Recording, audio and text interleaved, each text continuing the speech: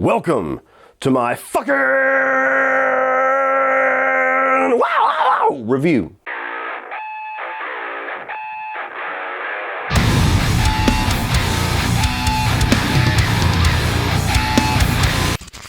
So The Unbearable Weight of Massive Talent tells the story of actor Nicolas Cage paid $1 million to go and hang out at a superfan's birthday party, and then he is enlisted by a government agency to be a super spy against this superfan. What's up, everybody? Well, of the two very wild new releases this weekend, I went to check out this one first.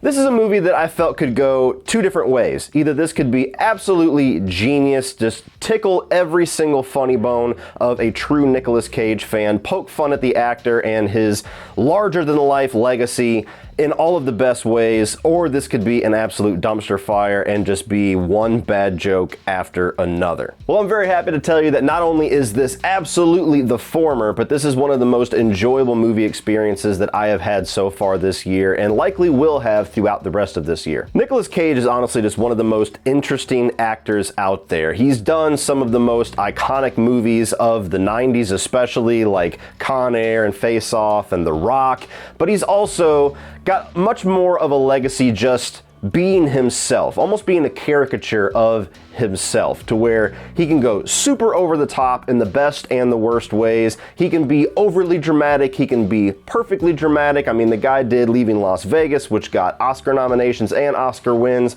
and over the past, we'll say, 10 years or so, there was a mild area where he didn't really do a whole lot noteworthy, and then he started doing these really wild genre flicks, things like Mandy, things like Mom and Dad, things like last year's Prisoners of the Ghostland that I despised. He's one of those guys that no matter if he is at a top of the Hollywood mountain and he is an A-lister that is in all these huge blockbuster successes, or he's dipping his toes into all these weird indie pictures, he has always remained relevant in the pop culture and the public consciousness. And my first positive of this movie is that it celebrates and pokes fun of and addresses just about everything you could possibly address regarding the actor of Nick Cage. It celebrates all the things that we have loved this guy for. It celebrates all the things that we have criticized this guy for. Every single quirk, every single eccentric quality about this guy, about his acting caliber, about the characters that he has played, about his persona of Nick Cage.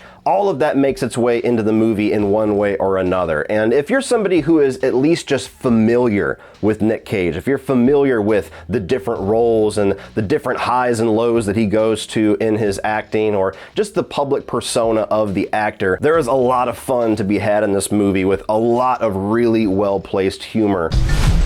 Welcome to Mallorca, Mr. Cage. The guy that owns this house, what's his name? Javi. Is Javi gonna want me to, I am Javi. Nick Cage. It almost plays like an SNL skit on Nick Cage, except he's playing himself. Like, he's acknowledging everything. He's talking about movies that are celebrated in his filmography, like Con Air, Put the Bunny Back in the Box, and he's got these statues of Castor Troy that he's offering a guy 20 grand for, and there's times where he's making jokes about his, like, Red Box era, where he was doing all these direct-to-video movies and all these weird movies just to pay the bills, and he's kind of speaking to his critics in a certain way with the lines of the movie. And it just helps the humor land so much better when you have Nick Cage playing himself in this scenario, because not only can nobody out-cage the Cage, but when you have him being the vessel for all of these in-jokes on himself, it makes it to where you laugh at all of it, whether you love this guy, whether you agree with some of the criticisms or the critiques that people have about his acting ability. He's in on the joke, and so you can just warm yourself up to all of the jokes, whether they're at his expense or we're laughing with him. And beyond that layer of meta storytelling where we're diving into the actor of Nick Cage, there is a really good story at the head of this movie, to where you have Nicolas Cage, the actor, getting invited to this super fan's like mansion, his villa, And the friendship that buds between Nick Cage and Pedro Pascal's character is honestly like one of the best bromances that I've seen in a long time. They've got great chemistry with each other. They have really good back and forth. There's a storyline underneath it about Pedro Pascal wanting to like create a movie and wanting to like ignite and actually like fulfill his desires as a prospective filmmaker and as a prospective screenwriter, and he wants Nick Cage to help him with that. And there's a whole segment in the movie where they're trying to like figure out this script while they're acting out the script, and it's just so funny. It's so funny to see these two actors playing into these over-the-top characters and bringing to life just this bromance that gives some of the best laughs in the movie.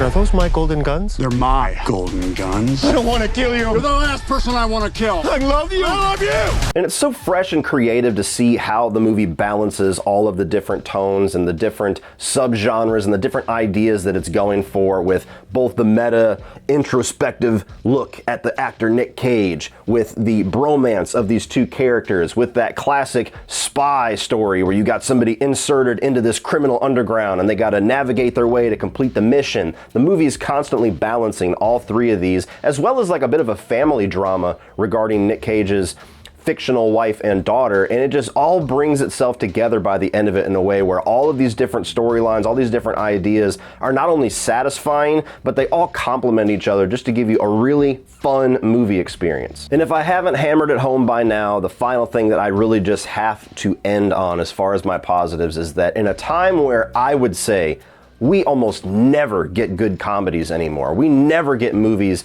that can make me laugh or push the envelope in a fresh way or do something that doesn't just feel like low-hanging slapstick bullshit. And this movie brought the most laughs that I have heard in a theater in probably years. I mean, there was probably 15 people in the theater with me, which surprised me pleasantly. And every single time there was a joke, it landed. There was never a point where people groaned. There was never a point where a joke was intended and nobody snickered and everybody just kind of like winced.